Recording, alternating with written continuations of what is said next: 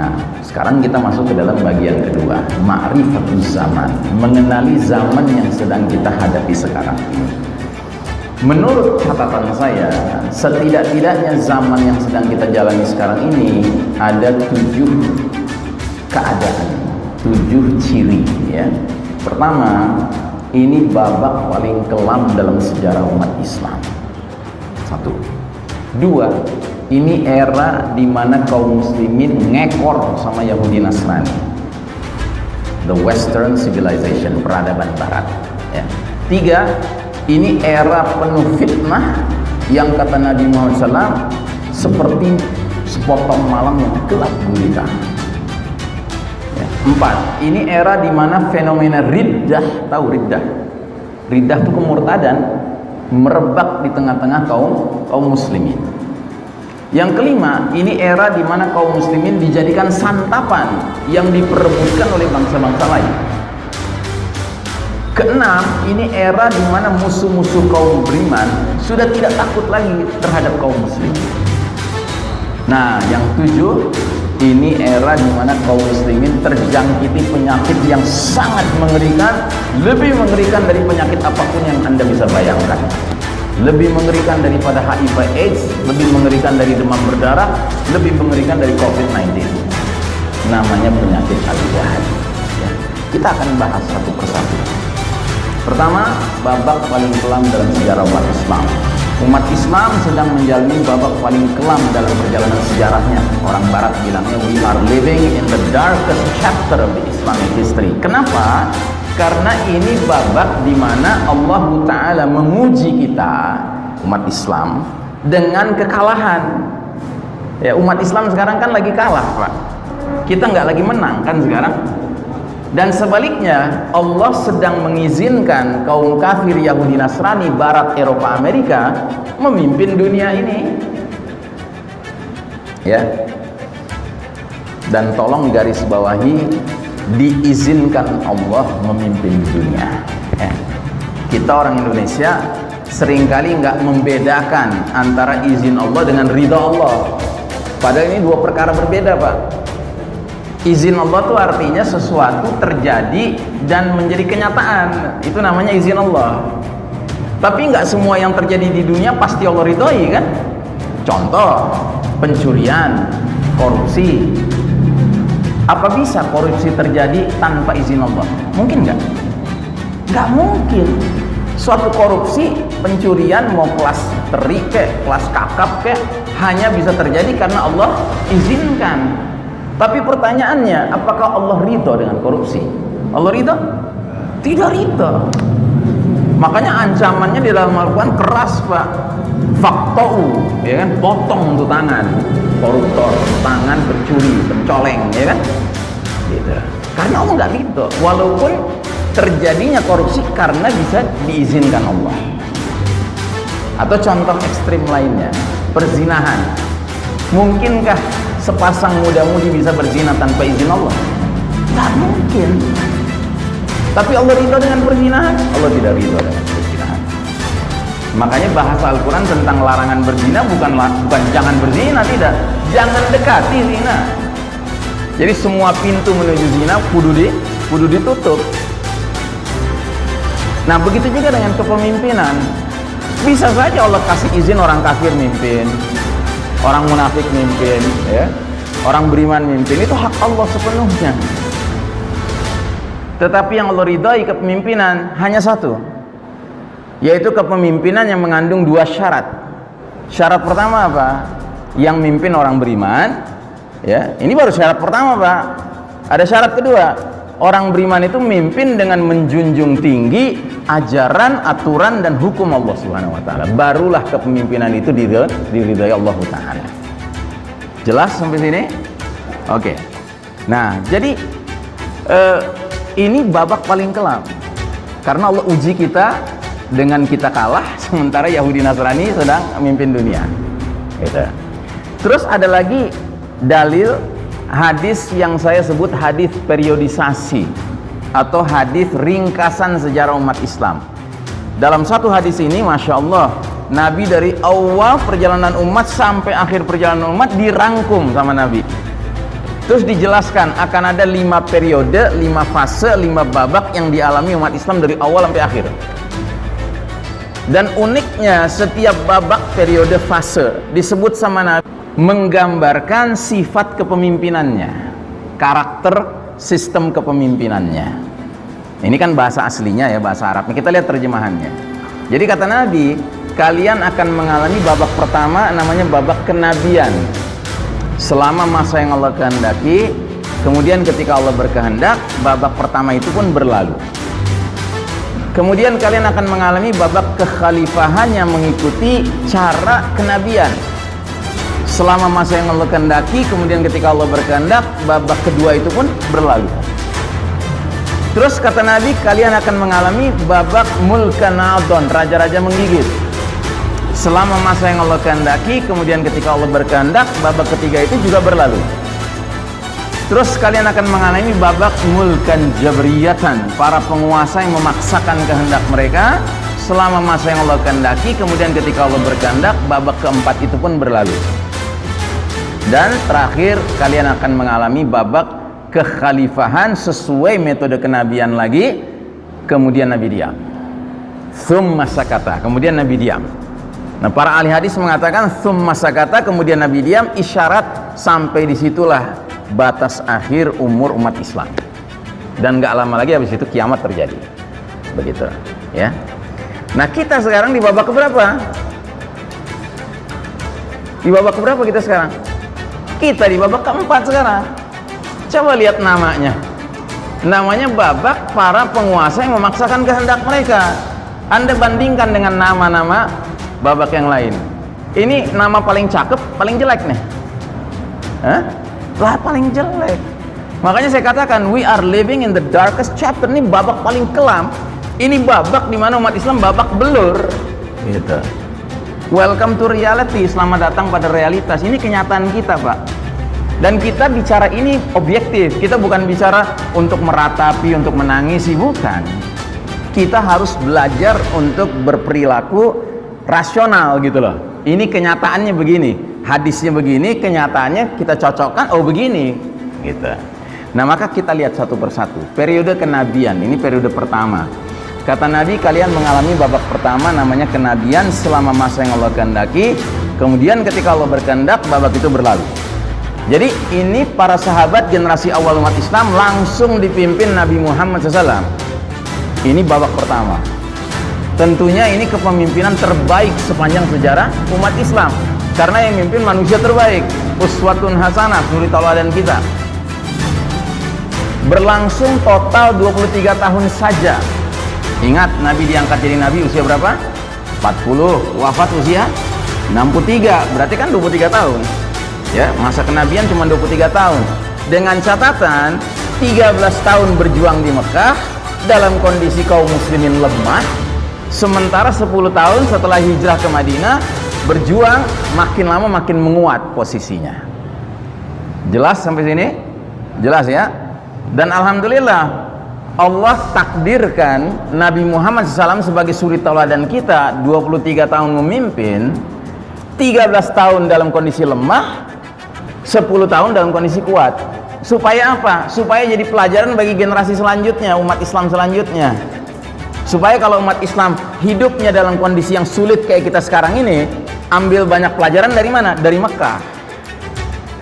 Supaya kalau umat Islam lagi berjaya seperti zaman sekian abad yang lalu, ya kan, ambil pelajaran dari Madinah. Jadi Allah takdirkan Nabi ngalamin situasi sulit, supaya mereka yang nanti situasi sulit bisa meneladani gitu. Kan kalau Allah dari awal Nabi berjaya terus gitu, menang terus, nanti kita yang sulit begini gimana? Mau belajar dari mana? Iya kan? Nggak ada tempat belajar. Nah, yang kedua, periode kekhalifahan sesuai metode kenabian. Cirinya apa?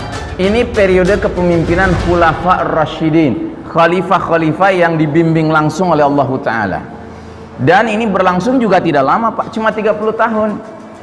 Dari tahun 10 Hijriah Nabi wafat sampai tahun 40 Hijriah, cuma 30 tahun. Dan yang menjadi para khalifah waktu itu adalah sahabat-sahabat istimewa, sahabat-sahabat utama, sahabat-sahabat pilihan yang semuanya mubasysyirina bil jannah. sudah dikabarkan berita gembira sama Nabi bakal jadi penghuni surga. Siapa mereka? Abu Bakar Siddiq mimpin 2 tahun, Umar bin Khattab mimpin 10 tahun, Utsman bin Affan mimpin 12 tahun, Ali bin Abi Thalib mimpin 6 tahun. Terus putranya Ali, Hasan bin Ali, cuma 6 bulan. Ya. Nah, ini periode kedua ini periode kepemimpinan terbaik setelah Nabi Muhammad SAW.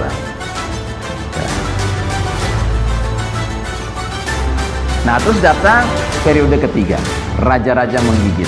Ya. Ini adalah periode di mana yang memimpin, pemimpin umat Islam tertinggi, namanya tetap khalifah, Pak. Kalau pemimpinnya namanya khalifah, sistemnya namanya apa? Namanya apa? Khilafah, ya. Dan kalau dia khilafah berarti sumber nilai, sumber norma, sumber hukumnya kembalinya kepada kitabullah wa sunnah, Al-Quran dan sunnah. Begitu. Cuma sayang, pergantian khalifah ke khalifah berikutnya sudah tidak ala minhajin nubuwah, nggak ngikutin cara Nabi. Ngikutin apa? Ngikutin cara kerajaan. Yang namanya kerajaan itu waris mewarisi, turun temurun, ya. Dan ternyata babak ketiga ini berlangsung lama sekali, Pak. 1302 tahun, Pak. 13 abad. Sejarah mencatat silih berganti kerajaan Islam mewarnai dunia waktu itu. Tetapi dari sekian banyak kerajaan Islam itu ada 3 yang menonjol, yaitu kerajaan keluarga besar Umayyah, kerajaan keluarga besar Abbasiyah 2, dan Kesultanan Utsmani Turki 3. Yang berakhir tahun 1342 Hijriah, persis 100 tahun yang lalu. Kita kan sekarang 1442 nih, ya. Ini 1342 berakhir. Nah, namun selama 1302 tahun itu kita harus jujur, Pak, belajar sejarah, membaca sejarah. Selama 13 abad itu umat Islam kadang-kadang punya khalifah yang adil, yang penuh kasih sayang kepada umatnya, tapi kadang-kadang khalifahnya zalim, yang bengis sama umatnya. Itu realitas, Pak, nggak boleh kita tutup mata dari itu. Nah, hanya saja ketika umat memiliki khalifah yang bengis, yang zalim, ya, umat tidak berpikir berontak. Kenapa? Karena dia bengis secara pribadi, sementara secara institusi negara dia masih memberlakukan Quran dan sunnah. Maka kalau dilawan, kacau dunia, kacau negara, kacau masyarakat. Nah, di zaman seperti itulah hadis Nabi yang berbunyi, dengar dan taatlah kepada pemimpin sekalipun kamu dicambuk, sekalipun kamu diambil hartanya. Ini harus dijalankan pada masa itu. Nah, setelah 1342 Hijriah, masuklah umat ini ke periode keempat, babak di mana kita sekarang berada, Pak. Ini periode kepemimpinan para penguasa yang memaksakan kehendak mereka seraya mengabaikan, menyingkirkan, menendang kehendak Allah dan Rasulnya. Makanya ini adalah era gelap kepemimpinan kaum kufar dan umat Islam terpuruk. Jadi istilahnya sejak tahun 1342 kita masuk babak keempat, Allah cabut hak kepemimpinan dunia dari umat Islam, Allah kasih ke pihak lain. Boleh nggak Allah begitu? Boleh nggak? Berani-berani bilang nggak boleh, ya kan? Qulillahumma malikal mulk tu'til mulka man tasya wa tanzi'ul mulka mimman tasya. Katakanlah Allah, wahai engkau pemilik kerajaan, engkau beri kerajaan kekuasaan siapa yang kau kehendaki, engkau cabut dari siapa yang kau kehendaki. Itu hak Allah. Nah, jadi babak keempat ini telah berjalan selama 100 tahun kalender Hijriah, sejak tahun 1342 Hijriah, Pak. Gitu.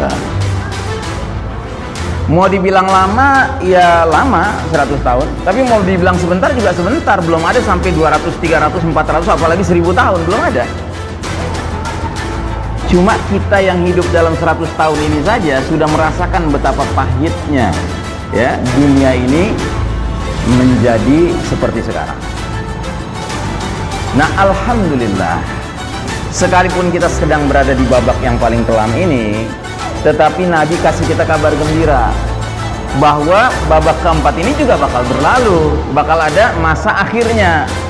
untuk kemudian datang periode kelima, babak kelima, fase kelima, yang namanya sama dengan fase kedua, yaitu kekhalifahan yang sesuai metode kenabian, ya. Nah, periode ini yang memimpin nanti siapa? Yang memimpin adalah pemimpin yang sudah dinubuahkan oleh Nabi Muhammad sallallahu alaihi wasallam. Gelarnya Al-Mahdi. Ya, Al-Mahdi itu bukan nama orang, ya. Al-Mahdi itu gelar, ya, julukan. Artinya apa?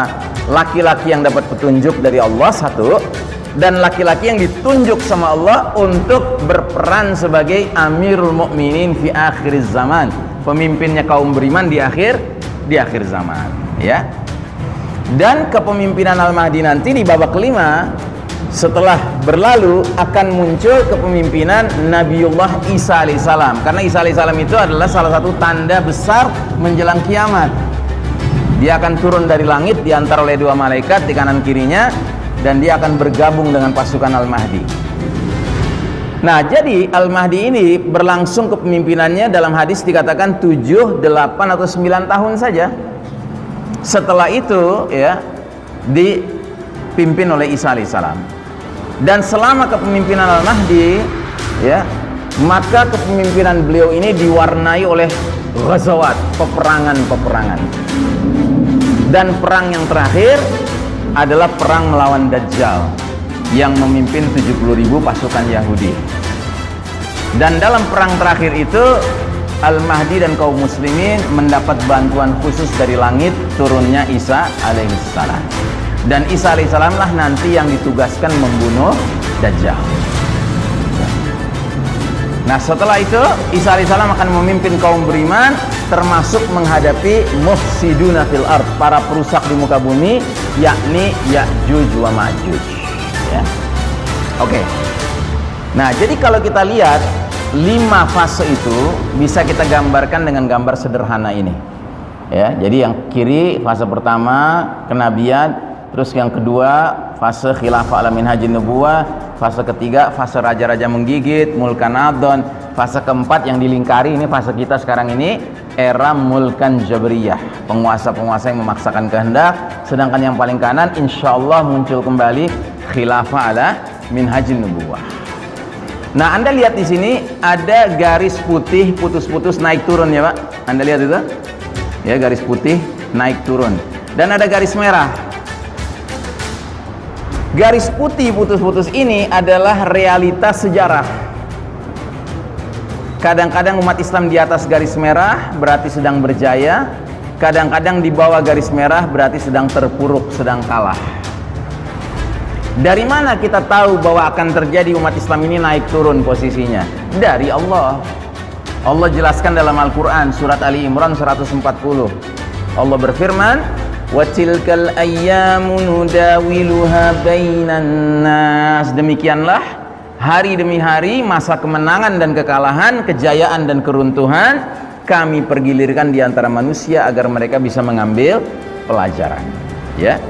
Jadi nggak ada ceritanya karena kita ini orang beriman, kita berdoa sama Allah minta rahmatnya, terus kita maksa sama Allah minta kemenangan terus menerus. Nggak ada ceritanya, Pak. Dunia ini bukan tempat kita menang terus menerus, Pak. Tempat untuk menang terus menerus di mana? Di akhirat nanti. Ada mereka yang berjaya terus, senang terus, ya kan, sukses terus, beruntung terus. Siapa mereka? Ahlul jannah. Mudah-mudahan kita masuk golongan itu. Tapi sebaliknya, ada mereka yang sengsara terus, ya, sampai digambarkan la yamutu fiha wala yahya, dibilang mati kagak, dibilang hidup kagak, sengsara aja terus. Itu ahlun nar, wa na'udzubillah min dzalik. Tapi dunia ini tempat semua silih berganti, Pak. Nggak ada cerita karena kita ini umat beriman lalu harus menang terus. Makanya Anda jangan memaksakan jadwal kemenangan. Jadwal kemenangan bukan di tangan kita, Pak. Di tangan siapa? Di tangan Allah. Wa man nasru illa min indillah. Tidak ada kemenangan kecuali datang dari Allah. Nah, ini namanya sunnatullah yang disebut sunnatut tadawul, sunnah pergiliran. Ada gilirannya umat Islam berjaya, ada gilirannya umat Islam kalah. Ada gilirannya kaum kafir hari ini sewenang-wenang berjaya, akan datang jadwalnya mereka keok juga, ya. Itu akan datang. Semua sifatnya silih berganti. Nah, saya sering mengistilahkan kita berada di babak keempat sekarang ini, ya rezeki kita, Pak, ada di bawah garis merah. Kenapa saya bilang rezeki? Karena ada kaidah fikih yang berbunyi al-ajru hasabil masyaqqah. Pahala yang bakal diterima seseorang berbanding lurus dengan kesulitan yang dia alami. Makin sulit hidupnya waktu di dunia, tapi dia mau sabar dan istiqomah, makin gede ganjarannya di sisi Allah Ta'ala.